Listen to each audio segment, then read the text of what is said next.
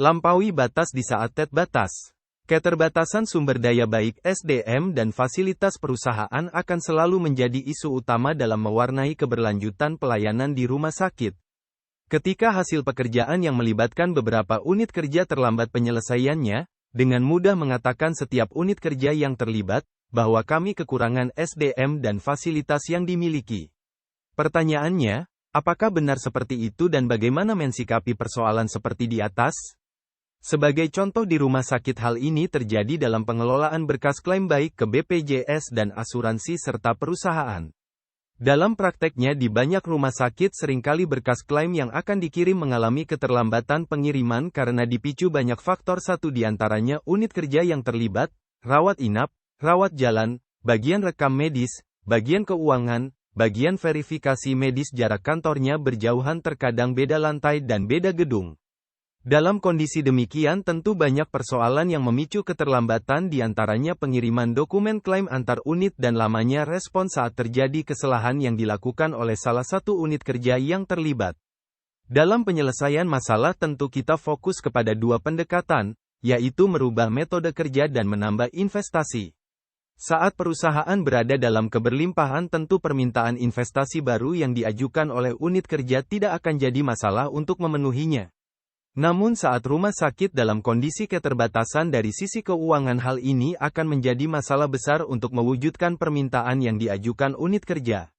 Di banyak kasus penyelesaian dalam keterbatasan dan penyelesaian yang mendesak, banyak perusahaan sering fokus pada penyelesaian masalah dengan pendekatan metode kerja. Untuk mempercepat proses penyelesaian berkas klaim di atas ARI kasus, dalam ilmu proses, dikatakan bahwa proses yang melibatkan para pihak dan para pihak itu berjauhan, maka para pihak tersebut harus didekatkan. Dalam kasus di atas maka dibutuhkan sebuah ruangan baru yang dapat memuat SDM yang terlibat baik dari bagian keuangan, bagian rekam medis dan verifikasi medis untuk bekerja bersama dalam satu ruangan. Hal ini setidaknya akan lebih cepat karena dokumen berkas tidak harus wirawiri ke antar bagian seperti cerita sebelumnya. Selanjutnya saat sudah berdekatan maka layout dibuat sedemikian rupa sehingga proses kerja berlangsung secara one piece flow, berurutan, dan diatur sedemikian rupa agar beban kerjanya seimbang antara pihak yang terlibat, berkas yang ditangani dibuat mengalir tidak ditumpuk baru dipindahkan ke SDM berikutnya. Agar terjadi koordinasi yang baik di ruangan baru tersebut dibutuhkan koordinator yang mengelola SDM yang berasal dari unit kerja berbeda. Di banyak rumah sakit hal ini dilakukan dengan menunjuk kepala casemix yang dipimpin seorang dokter umum.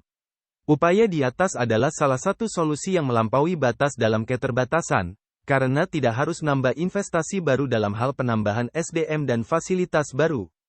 Dalam bahasa friendly-nya inilah yang disebut membuat layanan baru tanpa rekrut orang baru dan fasilitas baru. Apakah pendekatan penyelesaian masalah di atas bisa dilakukan untuk kasus lain? Tentu bisa.